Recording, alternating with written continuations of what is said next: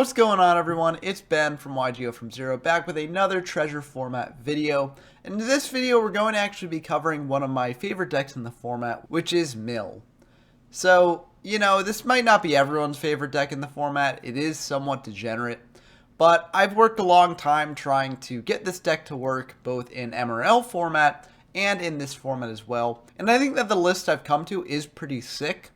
I think that this deck did get hit a bit by the limited list, with Cyberjar being limited, but honestly, I think the deck is actually better in this format than it was in MRL format. So I'm really excited to show off why. But before we dive in to the deck, if you're not already subscribed to my channel, please consider subscribing. I release a lot of retro Yu-Gi-Oh videos like this, both in this format and in previous formats like Yu-Gi Kaiba and Critter. So if that's something that interests you, definitely subscribe. I'm hoping to reach 400 subscribers by the end of the month, and at the time of recording, we're at 370. So we just need 30 more people to subscribe to hit that goal. So if you're not subscribed, please do subscribe. In addition, if you're looking to play any games in this format or any other formats that I featured on the channel, we have a Discord server where you can find games in any of the formats that I've covered. So if that's something that interests you, please check it out. And lastly, if you enjoy this video, as always, please leave a like down below. But with that all out of the way, let's dive in to Mill. So in MRL format, you could sort of rely on the 3 Cyberjar in your deck to sort of always have access to it, and also always be able to buff up your opponent's hand to a huge amount. This format, Cyberjar, is just limited to 1, so we can't always rely on that. But honestly, I think that the other limits that this format brings with all the hand rips actually makes this deck a lot more viable. Things like Magic Jammer will oftentimes be more online. Your opponent won't be able to draw as many power spells off of a Cyberjar rip. So there are a lot of subtle consequences of this limited list that sort of make up for Cyberjar being limited, and makes this deck quite threatening. And to explain in more detail why, let's dive in to the card by card here. So we've got the 1 Cyberjar, of course. It's just an incredibly powerful card in this deck, especially when paired with card destruction. It can be brutal for your opponent to deal with, and that could just be the end of the game for them right there. We also have 2 Witch of the Black Forest and 2 Sangan to easily search out the Cyberjar, as you do want to activate Cyberjar at some point earlier in the game, so that way it can be in graveyard for Spear Cretin. Now, Spear Cretin is a very interesting monster. When it's sent to the graveyard after being flipped, then it lets you recycle a flip monster from your graveyard. It also lets your opponent get a monster from grave, which can be an issue, but if you're getting back a Cyberjar, then it won't really be an issue because that will destroy everything that they get back anyways. If your opponent doesn't really have any problematic cards in grave, then you can also do something called the Spear Cretin loop, where you just use Spear Cretin to get back another Spear Cretin in your graveyard, and then use that Spear Cretin to get back the first Spear Cretin.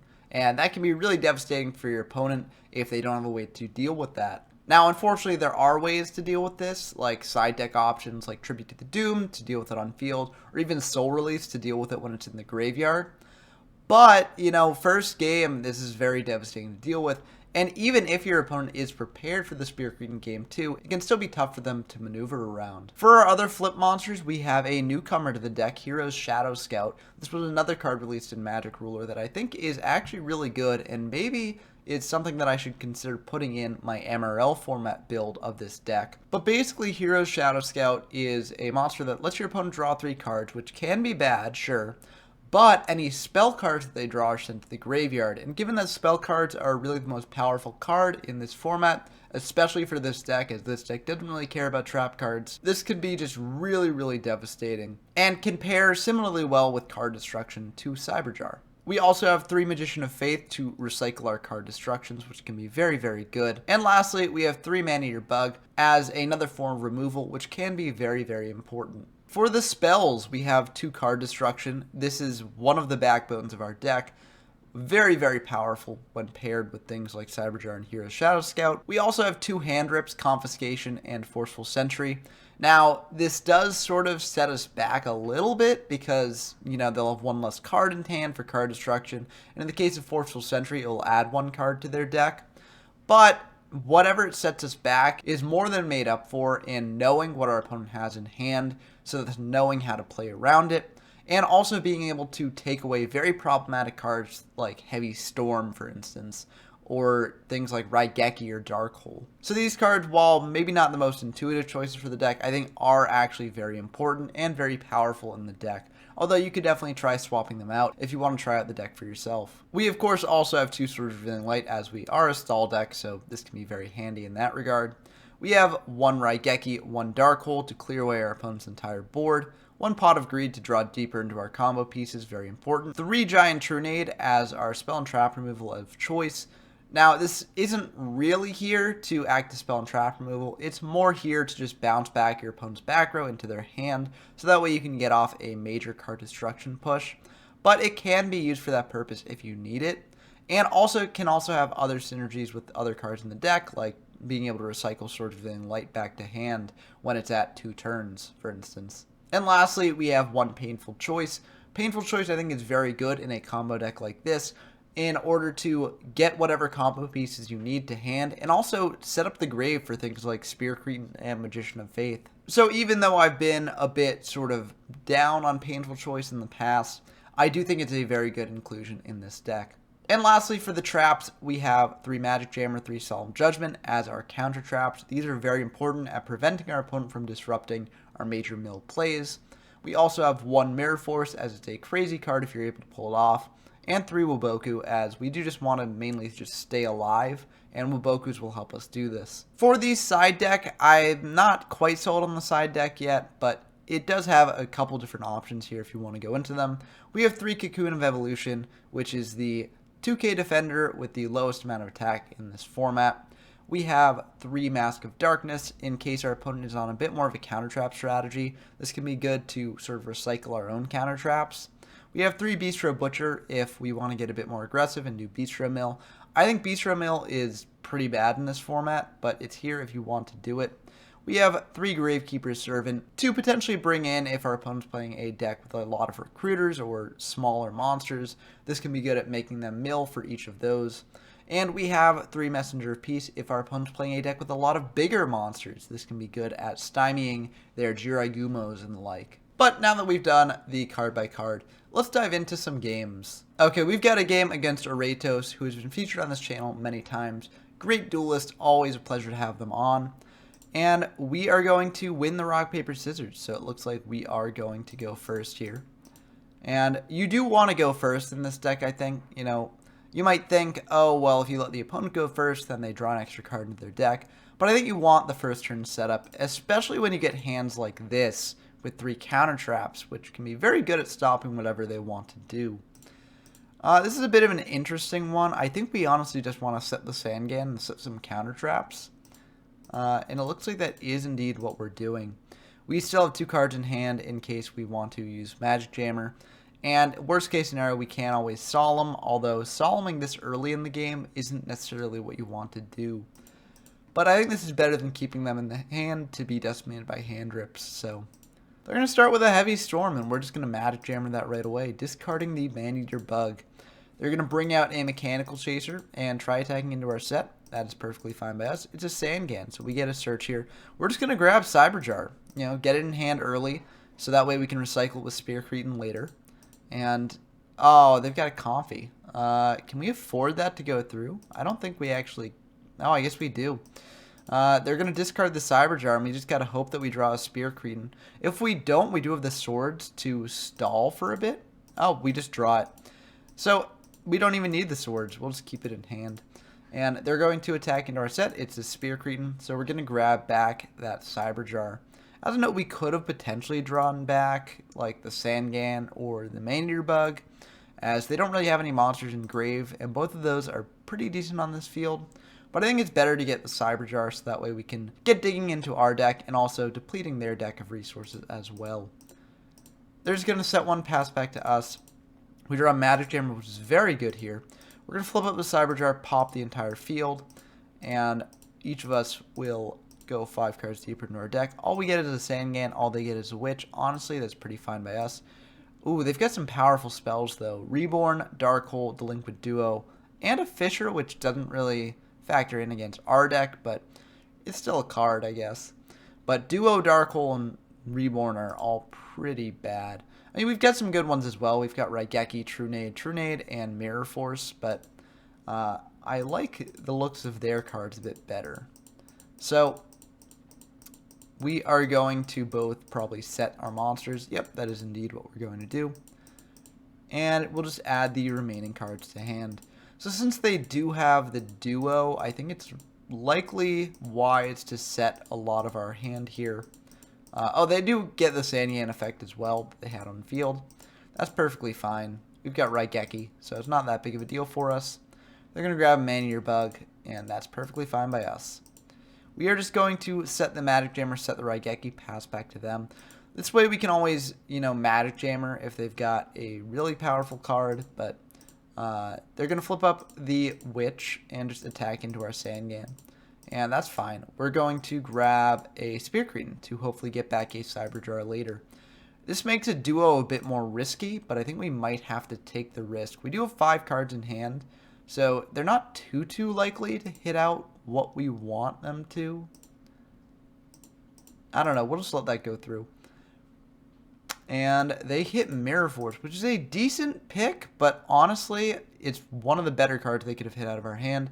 Because, they know we have it, so they can always play around it. So, we're very lucky it didn't hit the Spear Cretin, though. We're just going to draw Hero's Shadow Scout, very interesting. We're going to activate Swords to see what they have set. If it's Man-Eater, it'll pop itself, which is very nice.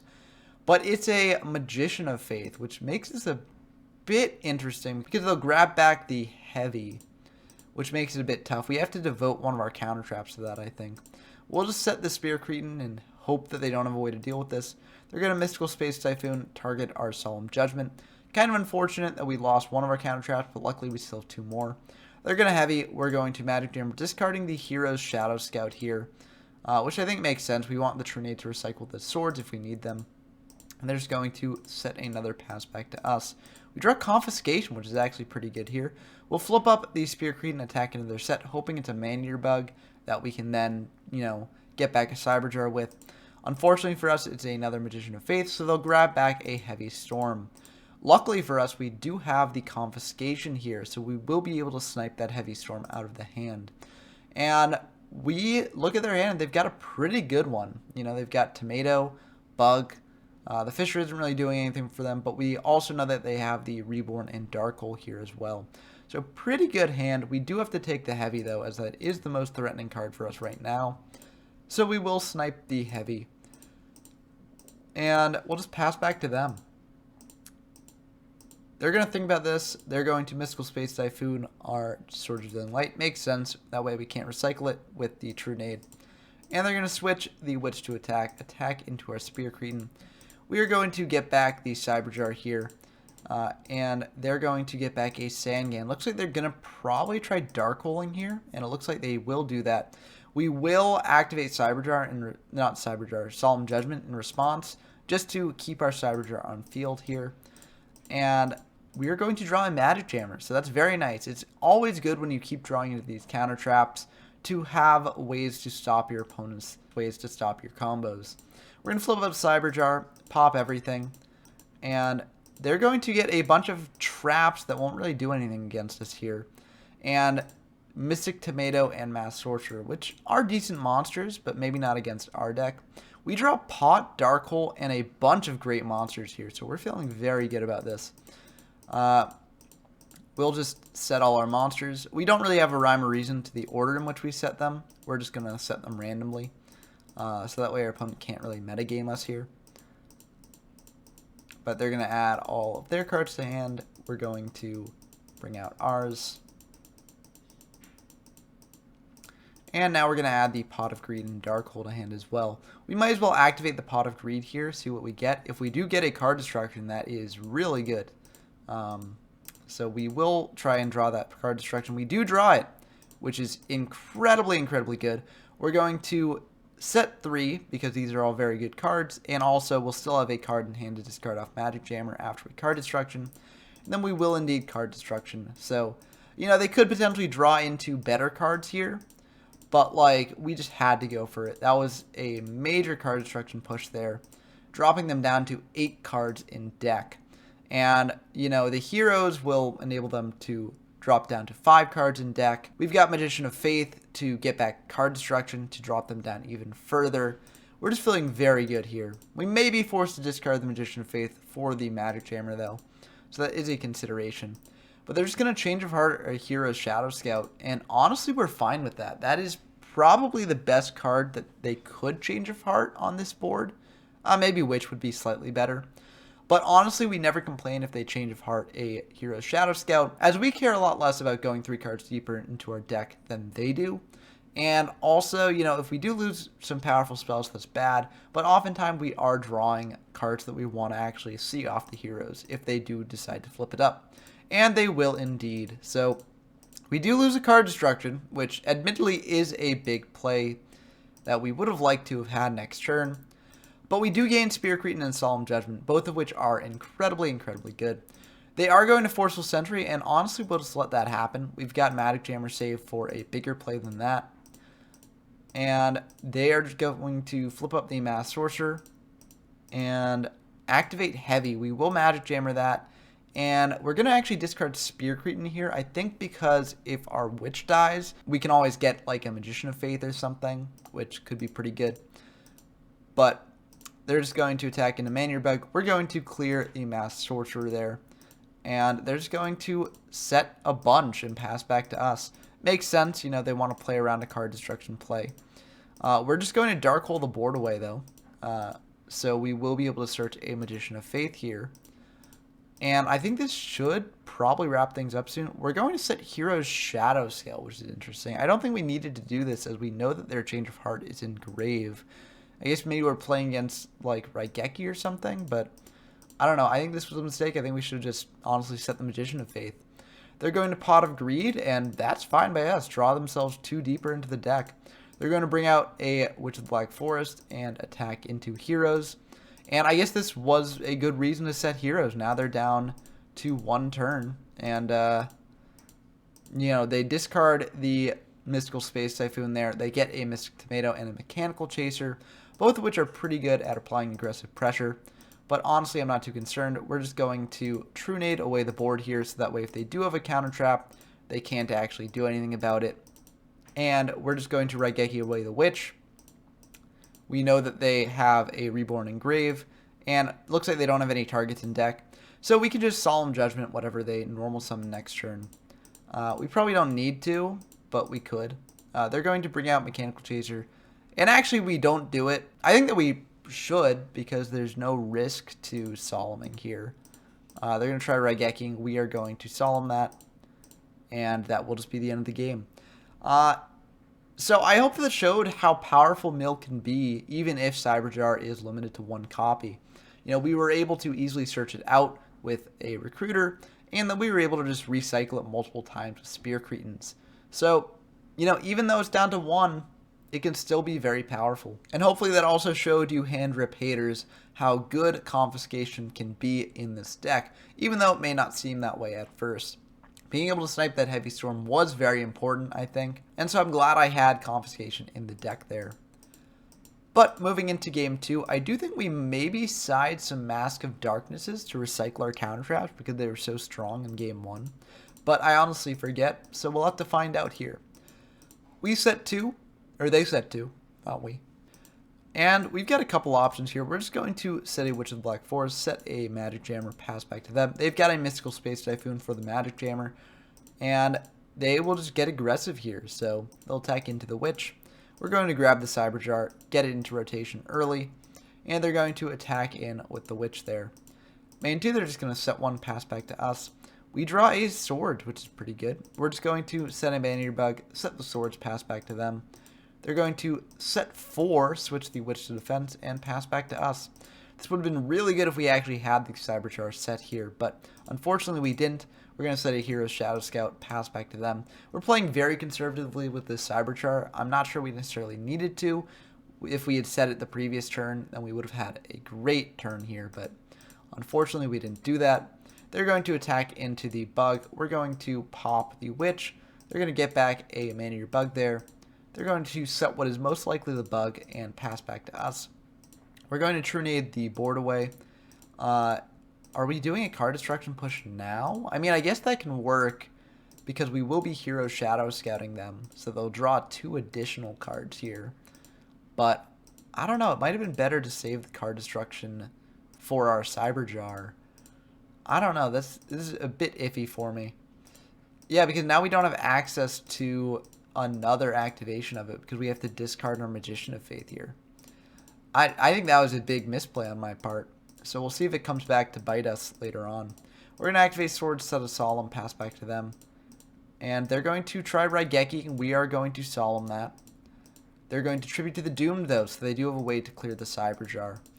They're just going to set a bunch, pass back to us. We draw Mask of Darkness, so it looks like we did side into those this game to get back our counter traps. Unfortunately, they will flip up the Maneater Bug, popping our Mask of Darkness. Set 2, pass back to us. We draw another Solemn, which is nice, but I don't know. We're looking in a pretty tough spot here. Spirit Cretin is very good, though. That will enable us to recycle back the Cyber Jar, which can be majorly important here. They're going to flip up a Mechanical Chaser, flip up the Mystic Tomato there, and just try attacking again.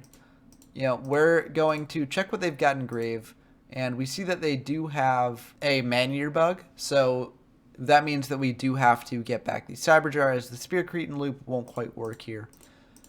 So we're going to get back the Cyber Jar, they're going to get back the Maneater Bug, and they're just going to pass back to us. We're going to flip up that Cyber Jar, they're going to chain Solemn, we're going to chain our Solemn to make sure that it goes through, but unfortunately they have a 7 tools with the Bandit, so it looks like they sided into some counter traps here, which gave us a really hard time here. They're going to Mystical Space Typhoon, our new back row. Unfortunately for them, it's a Wuboku, so we'll survive one turn longer, but it really isn't looking good for us.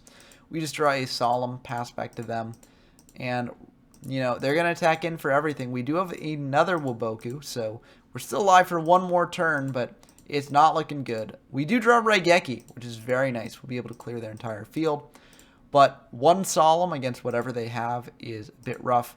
We do have to Solemn this, and unfortunately, they've got a Solemn of their own, so that will just be the end of the game. So I think the game shows how you can side against Mill pretty effectively. You know, bring in the counter traps can really give this deck a hard time, as it really needs to be able to counter whatever your opponent's doing to try to disrupt your combo plays. And if it can't have that, then it's in for a tough time. Also, things like Tribute to the Doomed are very, very effective against this deck. Being able to snipe set monsters is very important, and can just make this deck really suffer.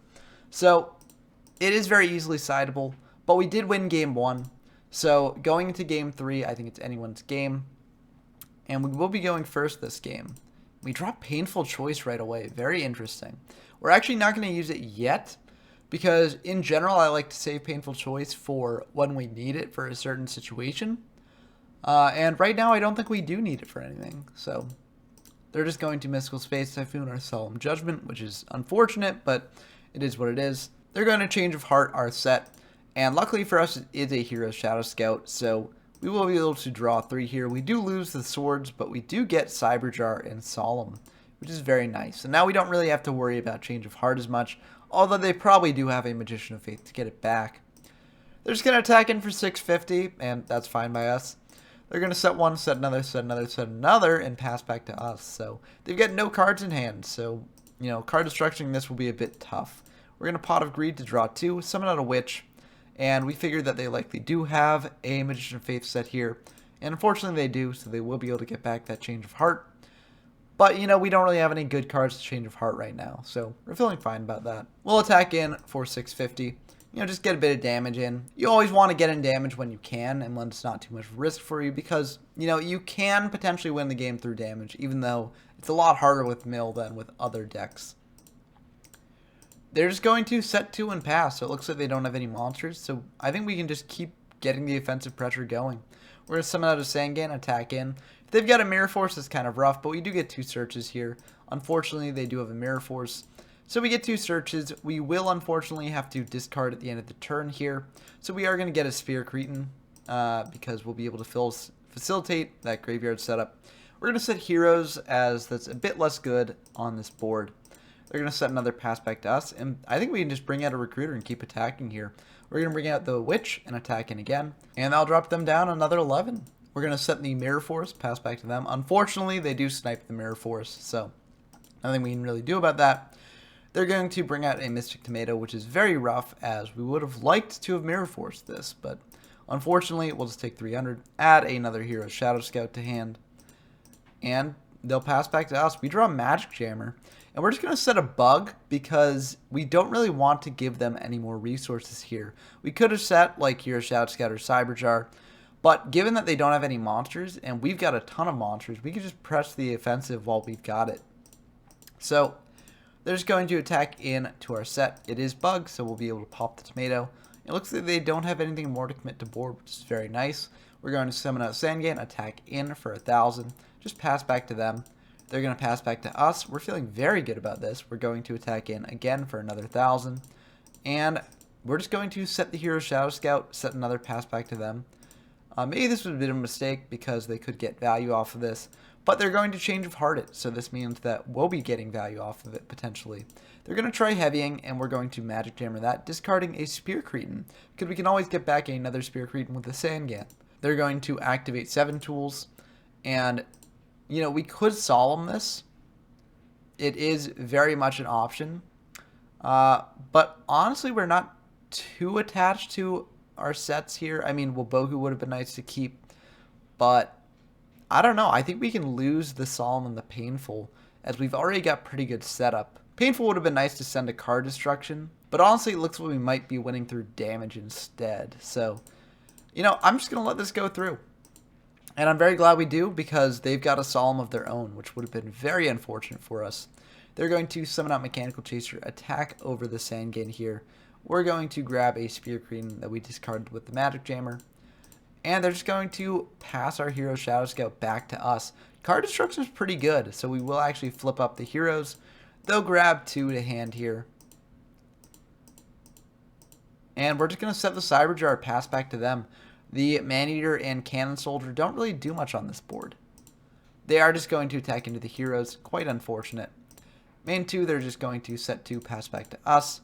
And we draw Trunade, which is very nice. We're going to Trunade the board away in case they have a Solemn Judgment for the Cyberjar, and also to buff up their hand for this card destruction play. So we're going to clear the entire board, and we draw another card destruction. So this actually might be the end of the game, depending on how many monsters they get. They get Witch, Sandgan, Tomato, Tribute, and Megamorph, which is actually very nice for us. We get Mask and Maneater Bug, which don't really matter right now. But this will be a very big push on our part here, because we've got Dark Hole, so we can actually clear away their 2 recruiters and force them to add 2 more monsters to hand to make the card destruction push even bigger. So after we do that, they'll have 8 cards in hand. Activating 2 card destruction this turn will drop them down to 3 cards in hand, which is just 1 Hero Shadow Scout activation away from death. So I feel very good about this. We're just going to Dark Hole the board away. They're going to get 2 searches here, as the recruiters are mandatory. We will just set the Spear Cretin, set everything pretty much, and activate card destruction. So they're going to get a major draw here. But, oh, I miscalculated. They're actually down to 9 cards in deck. So actually, this will just put them down to 1 card in deck, meaning that if we can survive 1 turn, we just win the game. So this is actually just the end of the game. We've got Wabohu. They can't stop it. So that's it. That's all she wrote. So I hope that these games showed off how powerful this deck can be, even though it did lose 2 of its Cyberjars. I think that this deck is likely tier 1 in this format. And I know that that may annoy some people, as it is somewhat degenerate, but I personally like this sort of combo deck. Maybe that's just because I'm a degenerate, but I really like sort of assembling these big pushes with the card destructions and the Cyberjars, the Spear Cretins, and all that. It's just really fun to construct in my head. And I think it makes for a very unique playing experience. So I highly recommend checking it out if you've never played this sort of deck before. But I'd love to hear your thoughts on this deck below. Do you have any suggestions for how to change the build or the side deck? Or do you have any suggestions for good anti-mill tech like Soul Release or Tribute to the Doomed? Let me know down in the comments below. And until next time, I've been Ben from YGO from Zero. I'm signing off.